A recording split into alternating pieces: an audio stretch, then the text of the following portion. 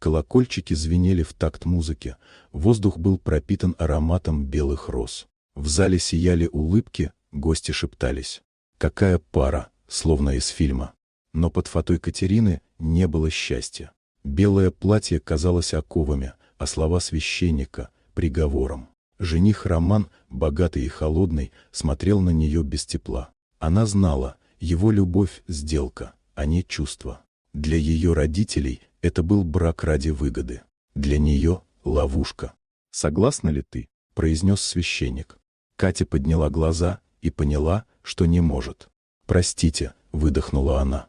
И, развернувшись, побежала. Платье путалось в ногах, фата рвалась. Она выбежала под дождь на холодную улицу. Каблуки предали, Катя сбросила туфли и побежала босиком. В груди жгло, дыхание сбивалось, но впервые она чувствовала свободу. Она остановилась в переулке, прижимаясь к стене. Сердце колотилось, слезы смешались с дождем. Вдруг свет фар. Черная машина медленно остановилась рядом. Из салона вышел мужчина, высокий, в строгом костюме, с холодным взглядом. «Вам помочь?» — спросил он спокойно. Катя шагнула ближе. «Да», — прошептала она, — «мне нужно, чтобы вы помогли мне стать другой». Мужчина нахмурился, но в его глазах не было осуждения. «Ты понимаешь, что говоришь?» «Да, я хочу сама решать, что со мной будет». Он долго молчал, потом открыл дверь. «Садись, разберемся по дороге». Так Катя впервые встретила Артема Волкова, владельца крупных компаний, мужчину, которого боялись политики. Для нее он был просто незнакомцем с серыми глазами и голосом, в котором было спокойствие. Машина ехала по ночному городу. «От кого ты бежишь?» — спросил он.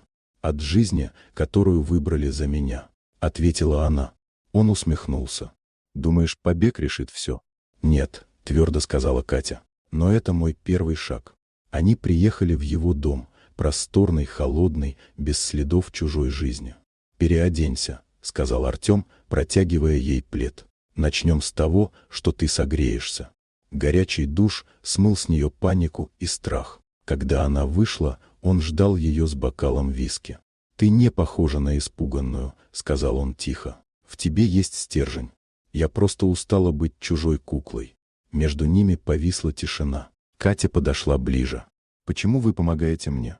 «Потому что вижу, ты ищешь себя, а не спасителя». Он осторожно коснулся ее руки.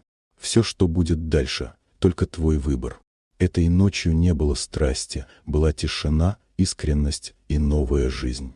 На рассвете Катя почувствовала, что дышит по-настоящему.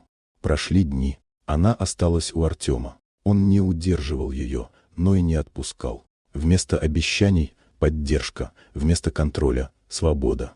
Она училась, смеялась, снова верила в себя. Но прошлое не отпустило. Однажды у ворот появился ее отец. «Ты опозорила семью», — сказал он. «Вернись, пока не поздно». Катя взглянула ему прямо в глаза. «Нет, я больше не ваша сделка». Отец хотел возразить, но вмешался Артем. Его голос был спокоен, но тверд. «У вашей дочери теперь есть выбор, и я не позволю отнять его». Отец ушел, хлопнув дверью. Катя стояла, дрожа, но с улыбкой. «Я сказала нет и все еще стою», — прошептала она. Артем обнял ее. «Добро пожаловать в твою жизнь, Катя».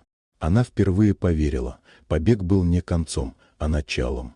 Началом ее свободы и, возможно, любви.